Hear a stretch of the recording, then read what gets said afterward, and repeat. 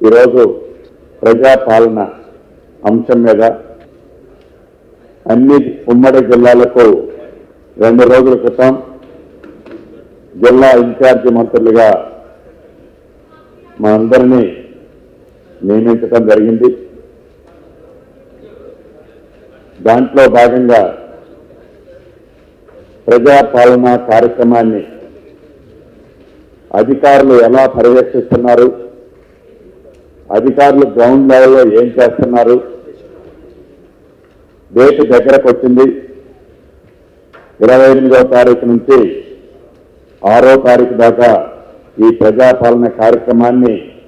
రాష్ట్ర ప్రభుత్వం ప్రతిష్టాత్మకంగా తీసుకుంది. పేదవాడి గుమ్మం ముందుకు ఇందిరమ్మ రాజ్యం తీసుకొస్తాం అని ఏదైతే ఎన్నికల్లో చెప్పామో దాంట్లో భాగంగా అభయ హస్త కార్యక్రమంలోని 6 గ్యారంటీలు, ఈ 6 గ్యారంటీలు అర్హులైన పేదవాడి ఇంటికి ఇవ్వాలన్నదే ఈ ఇందిరమ్మ రాజ్య లక్ష్యం.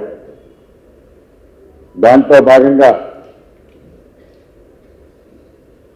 7వ తారీఖు మధ్యాహ్నం 1:04 ముఖ్యమంత్రి గారు కేబినెట్ మంత్రులు ప్రమాణ స్వీకారం చేసిన కొన్ని గంటల్లోనే ఈ ప్రభుత్వం ఏదైతే ఎన్నికల సందర్భంలో ప్రజలకు హామీలు ఇచ్చిన దాంట్లో భాగంగా అభయ హస్తంలోని 6 గ్యారంటీలకి చట్టబద్ధత కల్పించే కార్యక్రమాన్ని మొదటి కేబినెట్లోనే ఈ ప్రభుత్వం తీసుకున్న సంగతి మీకు తెలిసిందే. ఒట్టిగా పేపర్ మీదే తీసుకోవటం కాదు, వీటిని కార్యరూపం దాల్చే చిత్తశుద్ధితో ప్రభుత్వం ఏర్పడిన మొదటి 2 రోజుల్లోనే 2 గ్యారంటీల్ని ప్రజలకు అందించిన సంగతి కూడా మీరు ప్రత్యక్షంగా చూశారు ఈ ప్రభుత్వ పనితీరుని. అంతేకాదు, గత ప్రభుత్వంలో ఏవైతే ఈ ప్రభుత్వానికి ఛార్జీ హ్యాండ్ ఓవర్ చేసేటప్పుడు ఈ ప్రభుత్వం ప్రమాణ స్వీకారం చేసిన తర్వాత గత ప్రభుత్వంలో జరిగిన సంక్షేమ కార్యక్రమాలు కానీ, అభివృద్ధి కార్యక్రమం కానీ,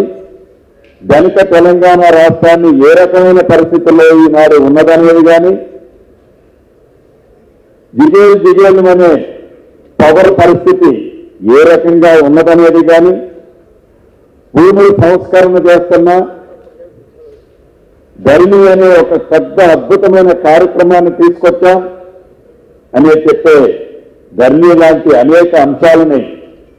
ప్రభుత్వం క్షుణ్ణంగా పరిశీలించి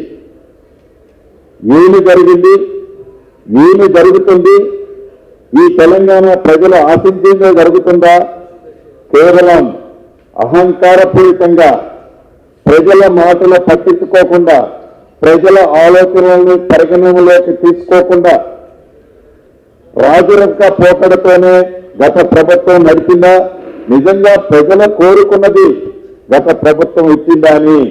చాలా క్షుణ్ణంగా కేబినెట్ మంత్రులు, ముఖ్యమంత్రి గారు చాలా డెప్త్గా ప్రతిరోజు సుమారు 16-17 గంటలు క్షుణ్ణంగా పరిశీలించడం వివిధ శాఖల గురించి మీరు కూడా వివిధ వార్తల ద్వారా ప్రత్యక్షంగా చూశారు. గత ప్రభుత్వంలో మీరు ప్రత్యక్షంగా చూశారు. ఏ మంత్రి ఆ శాఖకు సంబంధించిన విషయాలు చర్చించడం కానీ, ఆ శాఖకు సంబంధించిన ఇన్పుట్స్ ని సేకరించడం కానీ పేరుకి మంత్రే తప్ప ఆ మంత్రి ఆ కుటుంబం నుంచి ఆదేశాలు వచ్చేంత వరకు ఆ మంత్రి ఆ శాఖల గురించి కూడా మాట్లాడని సందర్భాలు మనం కోకొల్లలు చూశాం. ఈనాడు ప్రజల ఆలోచనలకు అనుగుణంగా మార్పు కావాలి అనే ఒక నిర్ణయంతో తెలంగాణ రాష్ట్రంలో ఇందిరమ్మ రాజ్యం వచ్చిన తర్వాత మా గౌరవ ముఖ్యమంత్రి రేవంత్ రెడ్డి గారు శాఖల్ని మా అందరికీ కేటాయించిన తర్వాత ఎప్పుడో ఉమ్మడి ఆంధ్రప్రదేశ్ లో కాంగ్రెస్ ప్రభుత్వం అధికారంలో ఉన్నప్పుడు జిల్లాలకు ఇన్ఛార్జి మంత్రులను చూశాం. 9.5-10 సంవత్సరాల నుంచి జిల్లాలో ఇన్ఛార్జి మంత్రులు కానీ, జిల్లాలో ఏమి జరుగుతుంది కానీ, జిల్లాలో ప్రజల యొక్క కోరిక ఏంటనేది కానీ గత 2 పర్యాయాలు గత ప్రభుత్వంలో మనం చూడలే. దానికి భిన్నంగా రాజరికపు పోకడిని తుదిమట్టించి ప్రజలు ఏదైతే మార్పు కోరి ఇందిరమ్మ రాజ్యం రావాలి అని తెచ్చుకున్న ఇందిరమ్మ రాజ్యంలో స్వేచ్ఛగా ప్రజల అభిప్రాయాలు సేకరించాలి, ప్రజలు ఏమి కోరుకుంటున్నారో దాన్ని మనం చేయాలి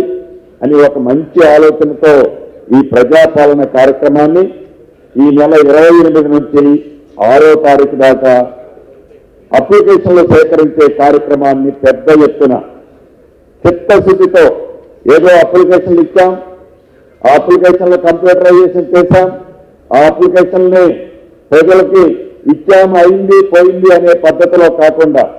ఒక సిస్టమేటిక్ గా ఒక పద్ధతి ప్రకారం ఉన్నత అధికారులతో చర్చించి దాని తర్వాత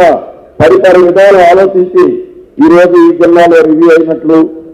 ఉదయం ఖమ్మంలో అయింది, మధ్యాహ్నం ఆ జిల్లా మంత్రి వారి నల్గొండలో అవుతుంది, రేపు సీతక్క సురేఖక్క కూడా వారి వారి జిల్లాల్లో రివ్యూలు పెట్టుకుంటున్నారు. ఇలా ప్రతి జిల్లాలో కూడా ఈ ప్రభుత్వం యొక్క చిత్తశుద్ధిని ప్రభుత్వ ఉద్యోగాలతో పాటుగా సామాన్య ప్రజలకు కూడా తెలిసే విధంగా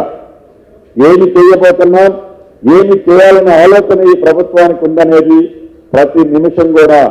ప్రజలే తెలియజేస్తుంది ఈ ప్రజా ప్రభుత్వం ప్రజల పాలన అనే కార్యక్రమం ద్వారా. గతంలో చూసాం, ఏనాడు ఏ వ్యక్తికి స్వేచ్ఛ ఉండేది కాదు. అది ఉన్నతమైన అధికారులు కానీ సామాన్య ప్రజలకు కానీ. ఈనాడు 2 రోజుల క్రితం ఏదైతే ఉన్నతాధికారుల సమావేశం కలెక్టర్లు, ఎస్పీలు, సిపిలు, ఉన్నతాధికారులు అందరి సమక్షంలో స్వేచ్ఛగా ఒక పక్షికి రెక్కలు వస్తే ఎంత స్వేచ్ఛగా గాలిలో ఎగురుతుందో కొత్త ప్రభుత్వం వచ్చిన తర్వాత అధికారులు స్వేచ్ఛగా వారి మనసులోది ప్రజలకు ఏ రకంగా సేవ చేయాలనుకున్నది ఓపెన్ గా మొట్టమొదటిసారి తెలంగాణ రాష్ట్రం ఏర్పడిన తర్వాత 2 రోజుల క్రితం గౌరవ ముఖ్యమంత్రి గారి అధ్యక్షతన జరిగిన ఉన్నత స్థాయి సమావేశంలో ఈ అధికారులంతా వారి మనసులో ఉన్న ఆలోచనలనే ఈ ప్రభుత్వానికి తెలియచేయడం జరిగింది. అంటే గత ప్రభుత్వానికి ఉన్న ఆలోచనలు ఈ ప్రభుత్వానికి ఉన్న ఆలోచనలు ఏంటి అనేది గడిచిన ఈ 15-16 రోజుల్లో మీ అందరికి కూడా స్పష్టంగా కనిపిస్తున్నాయి. ఈ ప్రభుత్వంలో ఒకటే ఆలోచన, ఉన్నది ఉన్నట్లు ప్రజలకు తెలియచేయాలి, మనసుంటే మార్గం ఉంటుంది, ఈ మనసు ఈ ప్రభుత్వానికి ఉన్నది కాబట్టి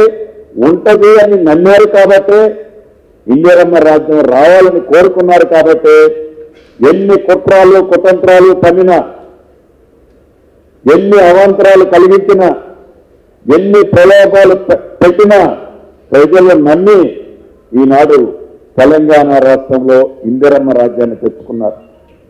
మొన్న చూశారు.